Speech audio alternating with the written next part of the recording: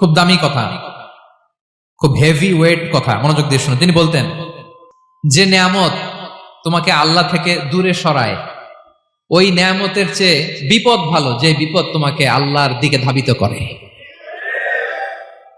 I repeat, আমি আবারও বলি, যে নাজ নেয়ামত তোমাকে আল্লাহ থেকে দূরে সরিয়ে দেয়, সে নাজ নেয়ামতের চেয়ে ওই বিপদ আপদ ভালো, যে বিপদ আপদ তোমাকে আল্লাহর কাছে টেনে নেয়। তাহলে বিপদ আপদ আসলে আপনি হতাশ হবেন? আর কখনো দুঃখ করবেন? মোয়ারের ভাইয়েরা, আর মন খারাপ করবেন? আপনি খেয়াল করে দেখেন, বিপদ আসলে আমরা আল্লাহরে ডাকি বেশি।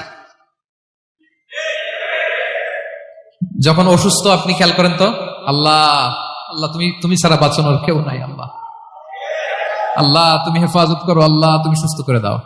যখন লাইফ থ্রেট, দেখেন আপনি গুম হয়ে যেতে পারেন, আপনার কারাবন্দি করতে পারে, এরকম একটা বিপদের মধ্যে আছেন, তখন খেয়াল করেন তো আল্লাহর সাথে আপনার কানেক্টিভিটি, রিলেশনশিপটা কতটা ডেভেলপ হয়। কারণ বিপদে পড়লে আমরা আল্লাহরে ডাকি বেশি। তাহলে বিপদ আপদেরও কিছু পজিটিভ সাইড বা দিক আমাদের জীবনে আছে না নাই? অনেক পজিটিভ দিক আছে, কয়েকটা শেয়ার করি। এক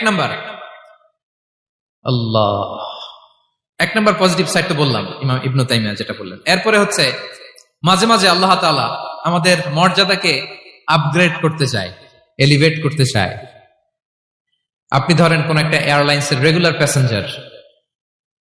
প্যাসেঞ্জার টিকিট কাটেন, মাঝে মাঝে হঠাৎ করে দেখবেন কাউন্টারে গেলে তারা বলে, you are upgraded to business class, অথবা you are upgraded to first class. যেহেতু রেগুলার প্যাসেঞ্জার, অনেক মাইলস জমা হয়েছে, আপগ্রেড করে দেয়। আল্লাহ তাআলা মাঝে মাঝে চায় তিনি আমাদের মর্যাদাকে, র্যাঙ্ক, এটাকে আপগ্রেড করবেন, কিন্তু আমার যে আমল আখলাকের অবস্থা, ওইটা দিয়ে ওই আপগ্রেড র্যাঙ্কে যাওয়ার সুযোগ নাই। বুঝতেছেন কথা? আল্লাহ চায় আমার লেভেল একটু আপ করতে, কিন্তু আমার আমলের যে অবস্থা, এতে আমি ওখানে যাই না। তখন আল্লাহ কিছু বিপদ আপদ দিয়ে, পরীক্ষা দিয়ে বান্দাকে টেস্ট করে। ওই পরীক্ষায় যদি উত্তীর্ণ হন, সাথে সাথে আল্লাহ তাআলা আপনার লেভেল বা র্যাঙ্ক আপগ্রেড করে দেয়। সুবহানাল্লাহ পড়বেন না?